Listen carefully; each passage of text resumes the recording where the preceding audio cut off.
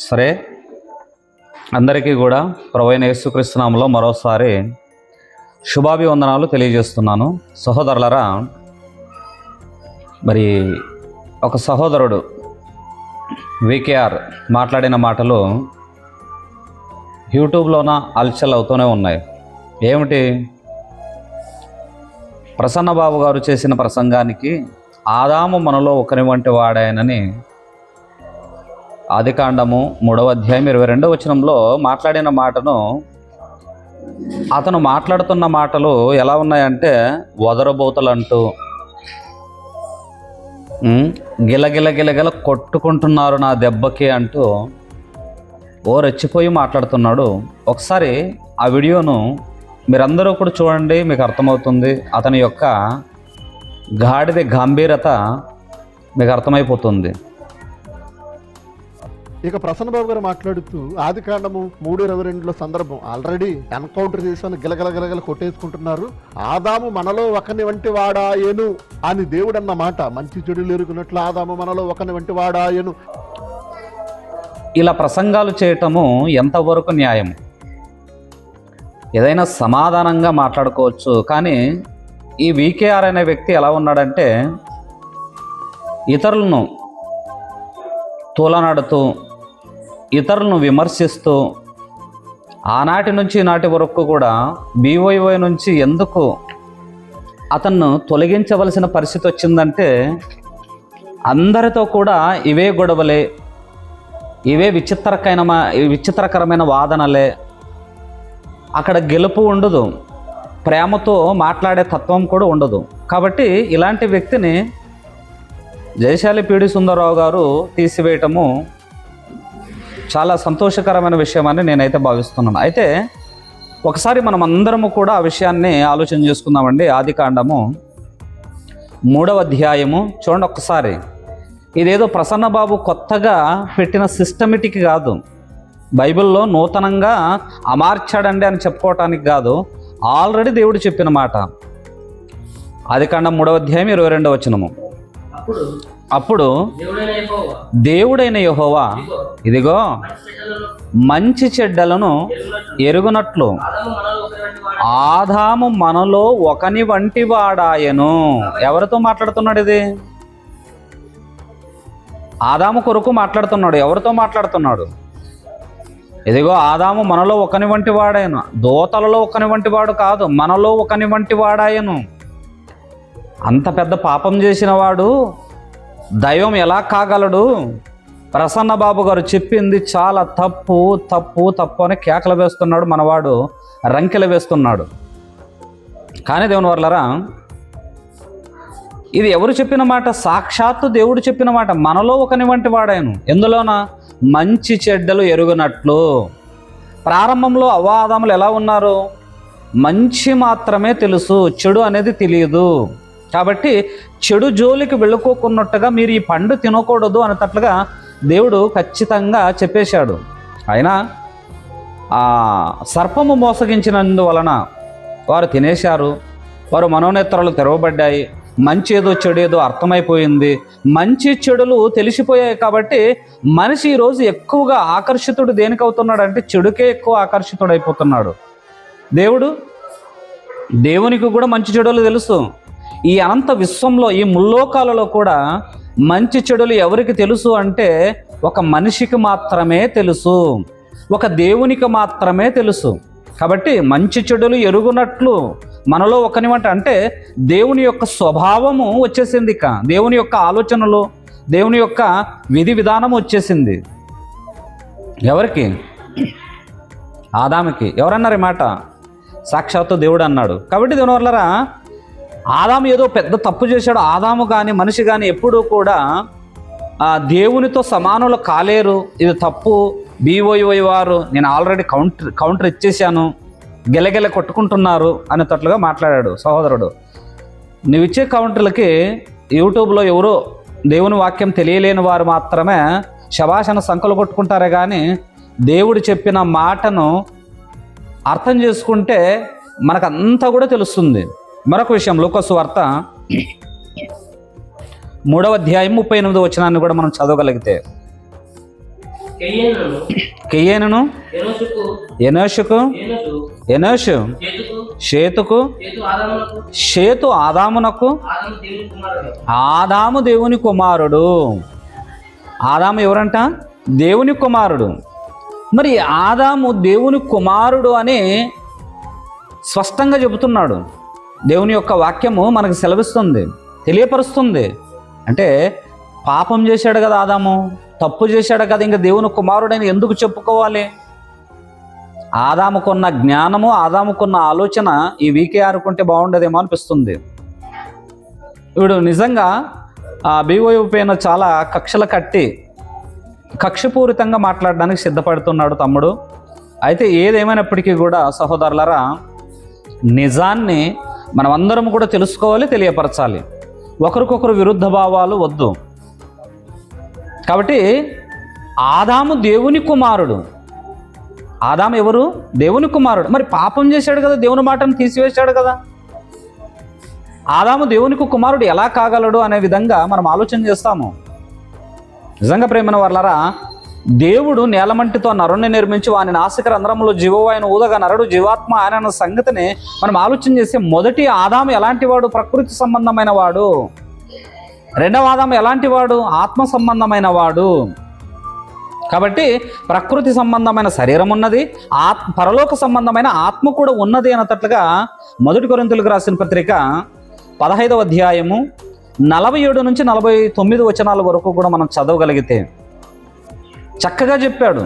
పౌలు గారైతేనేమి, యేసుక్రీస్తు ప్రభువారైతేనేమి, అపోస్తులు అయితేనేమి, దేవుడైతేనేమి, ఆదాము మనలో ఒకని వంటి వాడు ఆయను అంటే బుద్ధి జ్ఞానముల యందు ఒకని వంటి వాడు, దైవత్వాన్ని కూడా పునికి పుచ్చుకున్నవాడే. ఇక ఆదాము పాపం చేశాడు, తప్పు చేశాడు. మొట్టమొదటి నేరస్తుడు ఎవరు? మొట్టమొదటి పాపి ఎవరు అంటే ఆదామే. మరి ఆదాముకు నరకాన్ని ఇచ్చాడా దేవుడు? అవ్వ ఆదాములకు ఇరువురికి కూడా నరకం సిద్ధపరిచాడా? ఆలోచించండి. దేవుని కుమారుడు ఆదాము చేసిన తప్పుకు క్షమాపణ వేడుకున్నట్టుగా కూడా మనకు బైబిల్ గ్రంథం చెబుతుంది. అది అర్థం కాలేదు వీరికి. ఎవడు ఎలా మాట్లాడతాడు, ఎవడు ఎలా ఇరుక్కుంటాడు, ఎలా దొబ్బెత్తాము, ఎలా దొబ్బాలి, ఎలా పడగొట్టాలి, ఇలా పనికిరాని ఆలోచనలు చేస్తున్నారే కానీ బైబిల్ సంపూర్ణంగా బోధించే ఆలోచన మాత్రం ఏ ఒక్కడికి కూడా లేదు. ఇలాంటి వారికి దైవజనులు ఉన్నారు, క్రైస్తవులు ఉన్నారు, కానీ ఇలాంటి వదరబోతులకు మాత్రము గిలగిలగిలగలు కొట్టుకుంటున్నాడు మనవాడు. బీఓఓ వారు ఏ ప్రసంగాలు చేస్తారు, వాళ్ళకి ఎలాంటి కౌంటర్లు ఇవ్వాలి, ఎలాంటి ఆలోచనలతో నేను ముందుకు సాగాలి అనే దురాలోచన ధోరణి చేత కొట్టుకుంటున్న ఇలాంటి వారికి నేను మాట్లాడుతున్నాను. కాబట్టి 1 కొరింథీ 15వ అధ్యాయము 47-49 వచనాలు. మొదటి మనుషుడు భూ సంబంధి అయి మట్టి నుండి పుట్టినవాడు. ఈ మట్టి నుండి పుట్టిన వానికి ఏ పరిజ్ఞానం కూడా లేదు, మంచి చెడులు తెలియదు, దేవుడు చెప్పిన న్యాయ విధి ప్రకారంగా నడుచుకోవాలనే ఆలోచన చేయాలని, పాపానికి దూరంగా ఉండాలని, ఇలాంటి ఆలోచనలు మొదటి మనుషులు. వాడు భూ సంబంధి. కిందకంటున్నాడు, రెండవ మనుషుడు పరలోకము నుండి వచ్చినవాడు. అంటే ఆత్మ సంబంధి. ఆయన ఎలా వస్తుంది? ఆత్మ సంబంధమైనది ఎలా వస్తుంది? మంచి చెడులు ఎరిగినప్పుడే. అందుకే నేను పరిశుద్ధుడును గనక ఏమంటున్నాడంటే దేవుడు, నేను పరిశుద్ధుడును గనక మీరును పరిశుద్ధులయ్యుండుడి. అంటే పాపానికి దూరంగా ఉండుడి. దేవుడు ప్రారంభం నుంచి పాపానికి దూరంగా ఉండడు, నా మాట వినుడు, నా మాట వినుడి అని చెబుతూనే ఉన్నాడు. కానీ మనుషులందరూ కూడా ఏమైపోయారంటే దేవుని మాటను తిరస్కరించారు. మొట్టమొదటిగా తిరస్కరించిన వ్యక్తి ఆదామే. అయినప్పటికీ కూడా మొదటి మానవుడు కాబట్టి అతనికి క్షమాభిక్ష దేవుడు సిద్ధపరిచాడు. కింద వచనాలు కూడా చదవగలిగితే, మట్టి నుండి పుట్టినవాడు ఎట్టివాడు, మట్టి నుండి పుట్టిన వారును అట్టివారే, పరలోక సంబంధి ఎట్టివాడు, పరలోక సంబంధులను అట్టివారే అన్నట్టుగా మాట్లాడుతా. అంటే మొదటి మనిషి యొక్క జాబితా చెబుతున్నాడు దేవుడు. నిజంగా ఆదాము దేవునిలో ఒకని వంటి వాడాయన. కీర్తనల గ్రంథము 82వ అధ్యాయంలో కూడా వక్రీకరిస్తూ మాట్లాడుతున్నాడు సహోదరుడు. అసలు బైబిల్ చదవటము ఈ వీకేఆర్కి తెలియదేమో అనుకుంటాం తమ్మునికి, ఈ సహోదరునికి తెలియదు అనుకుంటున్నాను నేనైతే. ఎందుకంటే దేవుని యొక్క మాటనే వక్రీకరిస్తూ మాట్లాడుతున్నాడు. నేను నరకానికి వెళ్ళినా పర్లేదు అన్నట్లుగా మాట్లాడుతున్నాడు. తప్పు చేయకండి, నరకం చిన్న విషయం కాదు. ఈజీగా మాట్లాడేంత పరిస్థితుల్లో లేదు నరకము. నరకము నుంచి తప్పించుకునే ప్రయత్నంలో ప్రతి మనిషి కూడా ఉండాలి. కాబట్టి జకరియా గ్రంథానికి వెళ్ళగలిగితే ఈ 1 కొరింథీ 15:47 నుంచి 49 వరకు చదివితే ఆదాము ఎలా పరలోక సంబంధి ఆయన అనే విషయాలు కూడా అర్థమైపోతుంది. జకరియా గ్రంథం 12వ అధ్యాయము దావీదు కుటుంబం గురించి మాట్లాడుతున్నాడు చూడండి. జకరియా గ్రంథం 12వ అధ్యాయము 8వ వచనము. ఆ కాలమున యెహోవా యెరూషలేము నివాసులకు సంరక్షకుడుగా ఉండును. ఆ కాలమున ఏమంటున్నాడు చూడండి, దావీదు శక్తిహీనులు దావీదు వంటి వారు, దావీదు సంతతి వారు దేవుని వంటి వారిగాను. దావీదు సంతతి వారు ఎలాంటి వారంట? దేవుని వంటి వారిగాను. అందుకేనండి లోకరక్షకుడు యేసుక్రీస్తు ప్రభువారు దావీదు సంతానంలో పుట్టాడు. యూదా గోత్రమందు దావీదు కుటుంబాన్ని దేవుని వంటి వారుగాను, ఆయన సంతతి వారంతా కూడా ఎలాంటి వారంట? దేవుని వంటి వారుగాను. ఈ మాట మనోడు జీర్ణించుకోలేడు, ఇది కూడా అబద్ధమని చెప్పేస్తాడు. ఎందుకంటే దేవుని మాటనే వక్రీకరిస్తూ మాట్లాడుతున్న ఇతడికి ఎవ్వరు చెప్పినా కూడా వ్యర్థం. అందుకేనండి పెద్దలు ఎవరు కూడా మాట్లాడరు కూడా. మరి వారి సబ్జెక్టు అంటే బైబిల్లో ఉన్నది ఏదైతే ఉందో దాన్ని వివరించి చెప్పటానికి ప్రజలకు మా పెద్దలు సిద్ధపడుతూనే ఉంటారు. కాబట్టి మనము దైవముల వంటి వారమా? యేసుక్రీస్తు ప్రభువారి మాటల్లో కూడా మనకు అర్థమైపోతుంది. యోహాను సువార్త 10వ అధ్యాయము 33-34 వచనాల్లో మనము చూడగలిగితే ప్రేమన వారలారా, జాగ్రత్తగా ఆలోచించాలి ఇవన్నీ కూడా. ఇదేదో BYY వారు కొత్త కోణంలో మాట్లాడుతున్నారనేటట్లుగా మీరు ఆలోచన చేయకూడదు. కాబట్టి ఈ మాటలు ఒకసారి ఆలోచించండి. 10వ అధ్యాయం యోహాను సువార్త. కాబట్టి 10వ అధ్యాయము 33వ వచనం నుంచి, అందుకు యూదులు నీవు మనుషుడివై ఉండి దేవుడనని చెప్పుకొనుచున్నావు గనుక దేవదూషణ చేసినందుకే నిన్ను రాళ్లతో కొట్టుదము కానీ మంచి క్రియలు చేసినందుకు కాదు అంటున్నారు యూదులు. ఏమంటున్నారు? నువ్వు ఒక మనుషుడివై ఉండి దేవుడిని చెప్పుకొనుచున్నావు. యేసుక్రీస్తును సిలువ వేయటానికి గల కారణం ఏంటో తెలుసా? ఆయన దేవుడిని చెప్పుకున్నాడు. మరి మనం ఒక్క దేవుడే కదా, ఒక్క దేవుడే అనేకులను కూడా దైవాలుగా నియమించాలని ఆయన కోరుకున్నాడు. అందుకే మోషేను ఫరోకి దేవునిగా నియమించాడు దేవుడు. బాగా ఆలోచన చేయండి. మనమేదో దైవాలను మనమే సంకలు కొట్టుకుంటే కాదు, ఆయనే చెప్పాడు. కిందకి 34 వచనము. అందుకు యేసు మీరు దైవములని నేనంటినని మీ ధర్మశాస్త్రంలో వ్రాయబడి ఉండలేదా అంటున్నాడు. మీరు దైవములని నేనంటినని. దేవుడు సంతోషిస్తున్నాడండి ఈ మాట విషయంలో. మీరందరూ నా పిల్లలు, మీరందరూ నా కుమారులు, మీరు నా వంటి వారు, నా అంతటి వారు. దేవునికున్న ప్రేమ ఈ మానవ కోటికుంటే ఎంతో బాగుండదండి, కానీ లేదు ప్రేమన వర్లరా. కాబట్టి ఆదాము మనలో ఒకని వంటి వాడాయను. కీర్తనల గ్రంథము చివరిగా, కీర్తనల గ్రంథము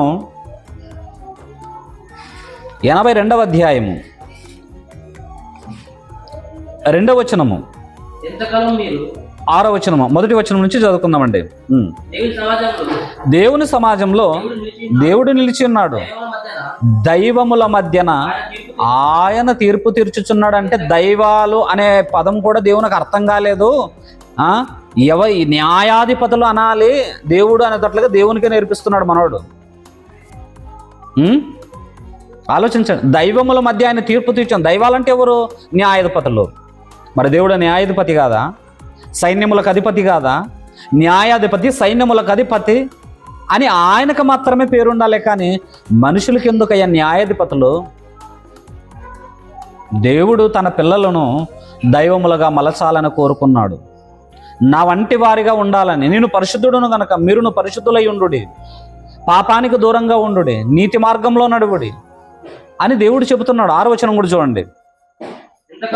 ఎంతకాలము మీరు అన్యాయంగా తీర్పు తీర్చుదురు? ఎంతకాలము భక్తిహీనుల ఎడల పక్షపాతం చూపుదురు?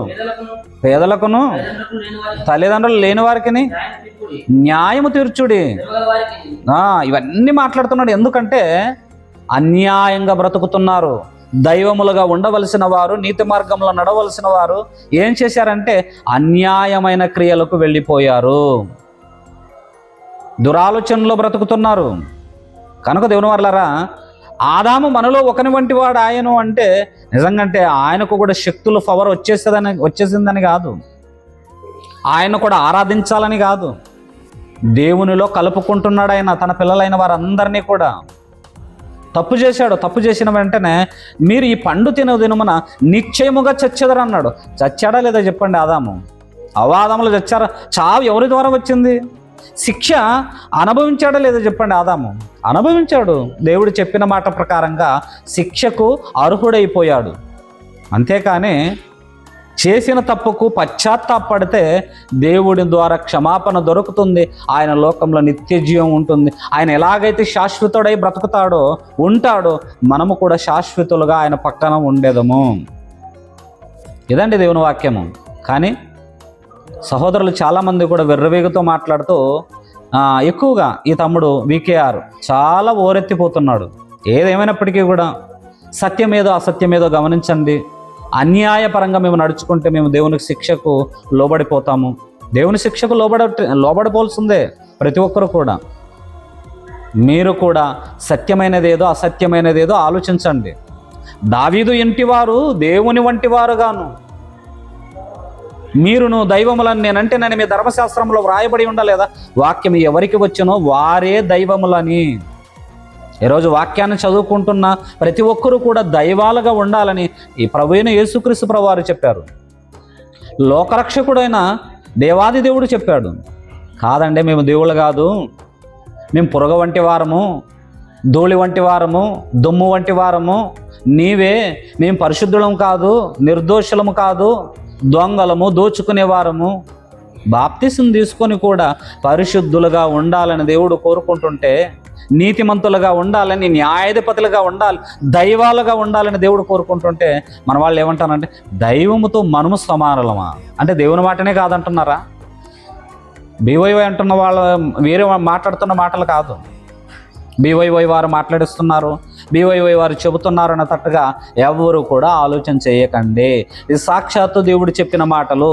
ఇలాంటి రెఫరెన్సులు చెప్పడానికి చాలా ఉన్నాయి, కానీ ఎక్కువ శాతంగా వినలేకపోతున్నారు. కాబట్టి దీని వల్ల ఈ VKR చెబుతున్న తప్పుడు బోధను మీరెవ్వరూ కూడా నమ్మకండి. సత్యమైనదేదో అసత్యమైనదేదో ఆలోచన చేసి బైబిల్ని మనమందరం కూడా పాటించేవారిగాను, బైబిల్ని అనుసరించేవారిగాను, దేవుని వాక్యానికి న్యాయం చేసేవారిగాను మనమందరం కూడా ఉండాలని మీ అందరికీ కూడా ఈ మాటలు తెలియజేస్తూ ఈ మాటలు ఇంతటితో ముగిస్తున్నాను. అందరికీ